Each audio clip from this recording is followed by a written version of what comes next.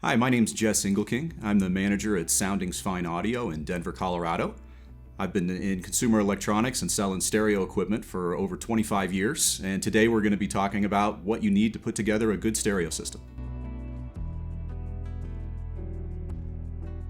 Well, I'll talk about it in two different ways. So one is just kind of in reference to how Soundings works in compared to a lot of other hi-fi shops.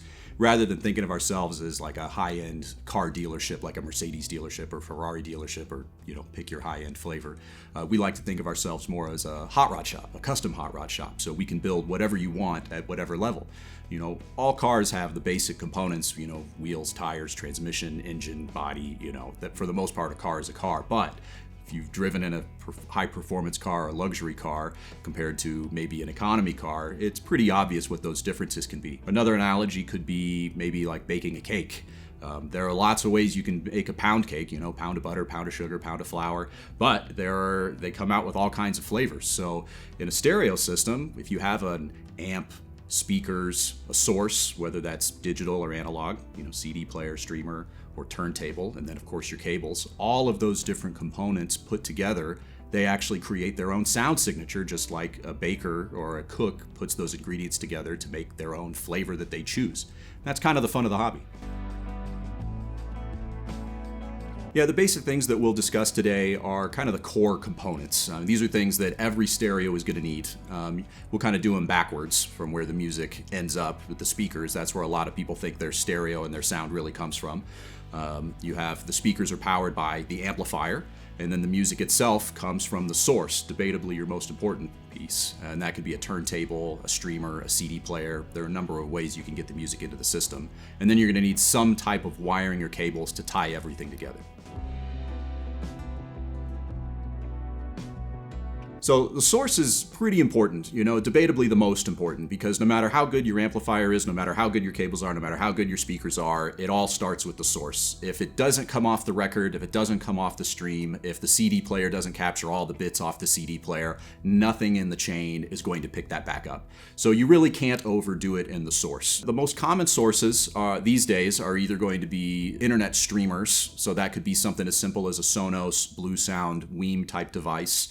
Could be something a little more advanced like a Lin DSM streamer, an MSB DAC streamer. I mean, you can get really, really crazy. But ultimately, one of those things is going to connect to the internet, and that's going to usually connect to some type of digital service, whether that's Tidal or Qobuz. Those are really popular ones these days.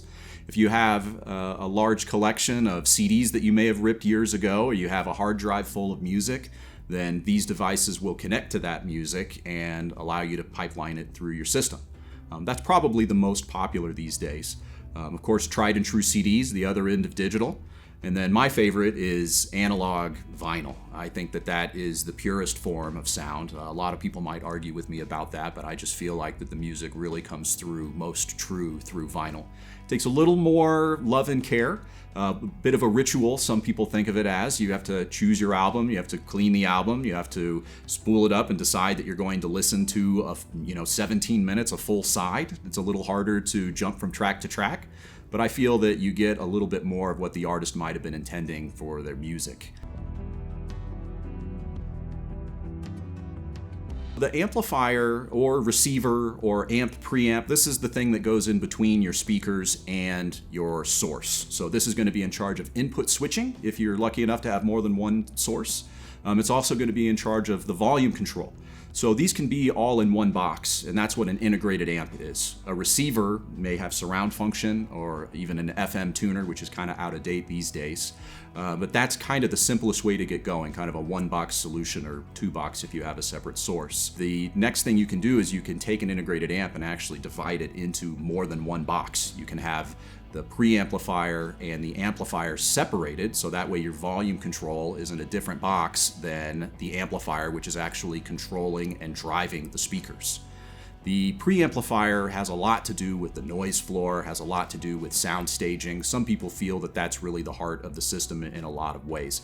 It can have a pretty profound effect on the sound, But like a lot of other things, it can get expensive depending on what your budget may or may not be. The amplifier is going to actually be controlling the cone, controlling the woofer, controlling the tweeter. It's going to determine how loud your speakers can get in a lot of cases. There's a relationship between the preamplifier and the speakers that will help you determine what your amplifier will be. And that's something that we can get into deep water pretty quick. But suffice it to say, a better amplifier will control your speakers better. So speakers are what most people think of when they think of a stereo. Ultimately, I feel that the speakers will make up the ultimate character of your system. But again, the speaker can't make up for a bad source. It can't make up for an amplifier that doesn't control it, just like a race car has no control over who's behind the wheel. So your speakers, beyond sound, it also has an effect on aesthetics. Some people that I talk to, it's very important the speaker needs to be beautiful. It may not just start and stop with the sound. The character of the speaker can be determined by a lot of things. What I mean by character is some speakers are what some people might define as analytical, meaning it's going to play exactly what's further upstream, compared to a more romantic or warmer speaker, which may round off the edges a bit. It may have sins of omission, so you'll get more beauty of the music. If your artist wasn't blessed with great production quality, the speaker may not punish you as much. And so that's where the choice of your speaker can have a really big effect on the enjoyment factor. Again, as we talked about the recipe earlier, it's really important that your speaker matches everything up the line. It is possible to spend a lot of money on a great speaker and have it sound very mediocre because of improper system matching.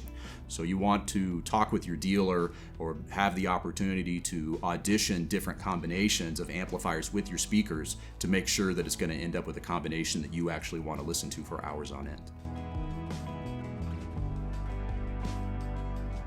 So cables are kind of the last piece of the puzzle, and it's a hotly debated topic. Let's just suffice it to say that cables can make a difference. You don't have to spend tons and tons of money on it. The best thing to do is get what you need. So you have to have speaker cable, you have to have some type of interconnect to connect your source to your amp. Those are definites. Outside of that, I would encourage you to audition what you can. Some people hear it, some people don't. I personally am a big believer in cables. I would say, purchase what makes sense.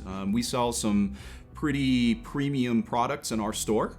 And I think that most of our clients are appreciative to have those types of options. Not everybody goes into the deepest water, but I think that's the best point that I can make in this, is that it is about the recipe and it's about choosing something that you can listen to for long periods of time. So the common connections, depending on what you're connecting up, like coming from a turntable, for example, you'll need some type of tone arm cable or at least some type of RCA interconnect. That's the red and white connectors. That's one that most of us are familiar with. And that will have to go into your phono stage or into your amplifier. If you're using digital sources, you'll likely need a digital cable. If you're not using traditional RCAs, or if you have a DAC, then you may be using digital coax, fiber optic, or if you're fortunate enough to have a balanced digital piece, you may use an AES EBU or even an I2S connection. So there are lots of different ways to get your signal out of your source into your amplifier. It's very specific to your needs and your specific system. After that, once it goes into your amplification, then you'll have speaker wires that will go out from the amplifier directly to the speaker. The gauge will be dependent on how long your cable is, or how long your cable runs need to be, and what kind of power you're running. Long distance, high power, high volume typically works better with thicker cables. It's not a guarantee. It doesn't mean that if you have a 16 gauge wire that it's going to sound bad. Nothing like that. It's just about maximizing your system. When you're putting together a system, especially if it's from scratch, figuring out your budget, figuring out all of the things that you may need can be daunting at best. There are a lot of reviewers out there. There are a lot of opinions. The best thing I can say is to get in front of a system and listen. Your ears will tell you what you need to know, regardless of what other people may say. If you have a good dealer, they can help guide you. That'll make a big difference. Maybe you've inherited a piece. Sometimes I have clients that come in and they've gotten the turntable from their grandfather, or they got that Macintosh amplifier, or fill in the blank component that they picked up from a family member. Oftentimes getting that can be the spark that really ends up igniting a fire for the audiophile hobby or problem for some of us. When you're using someone else's gear, or you have a piece that you already know needs to be incorporated, the recipe that we were talking about earlier really becomes important, because you need to know a lot about that to make sure that it's going to integrate well. Used gear is a good way to go, but it can be daunting. There's a lot to choose from out there. We do take in trade-ins from time to time for our clients who have moved on to bigger, better things. That can be a way to save money and to get into gear that maybe you wouldn't have been able to otherwise. Again, speak with your dealer and do your best to try to listen to components together to make sure that you end up with a sound that you enjoy. Soundings has been in business for about 40 years. Founded by Rod Thompson, who's been in the industry for well over 50 years. I've been very fortunate to work with and for him this last decade. I make the analogy a lot that it's kind of like working for Willy Wonka in the chocolate factory. We really, really love what we do. It's about creating the best music that we possibly can and meeting the needs uniquely for anybody who comes through the door. We do offer some pretty high-end and premium solutions if that's the way you want to go, but that is not the only thing we do. We really are a music lover's store. And if you've been in other high-end shops, you'll know what I mean by that. Anybody is welcome to come in here, and whether you're adding on to an existing system or whether you're starting from scratch, there's no doubt we'll be able to take you to a better place. So the first system we'll take a look at here is not the most entry level that we offer, but it is where we like to kind of start people out. This will take people out of the typical solution that you'd find at maybe a big box retailer and get something a little more specialized without getting into car money type territory. This system is going to be composed of Marantz components, and then we have a few options for speakers, ranging from about $400 up to about $3,000 with the larger PMC speakers.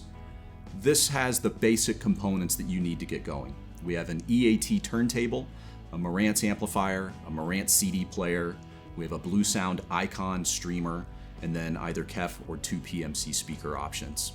On this particular system, we're using Analysis Plus cables. They have a lot of science behind their cables. Any electrical engineer would be able to look at the specs and understand why they are welcome here in our store.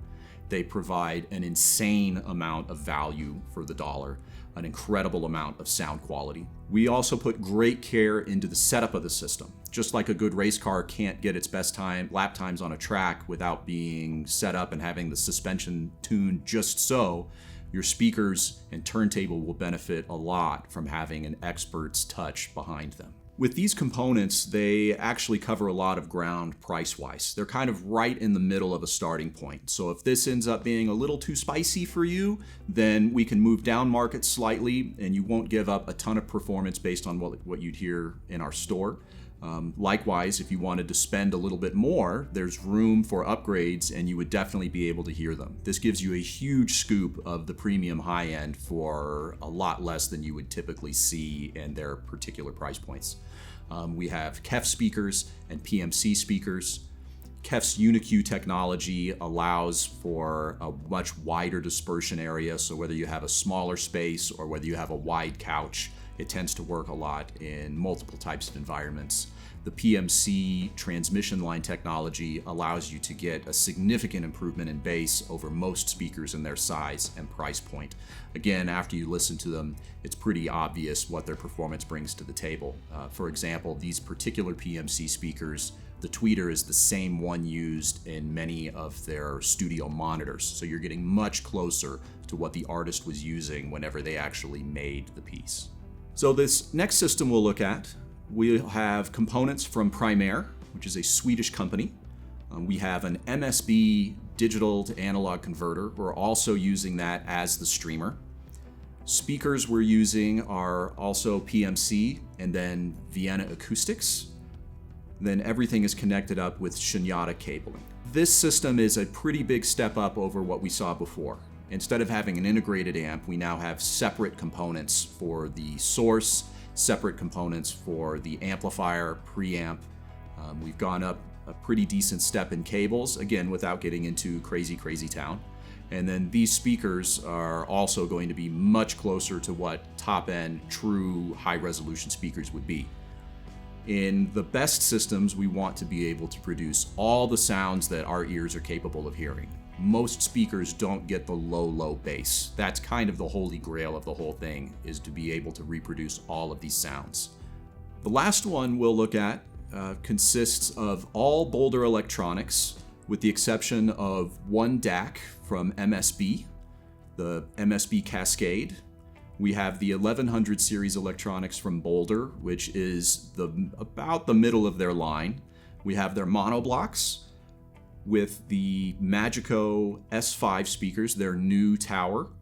We actually have a pair of subs in this room as well from Rel. We have their reference series number 32, and we have a pair of them.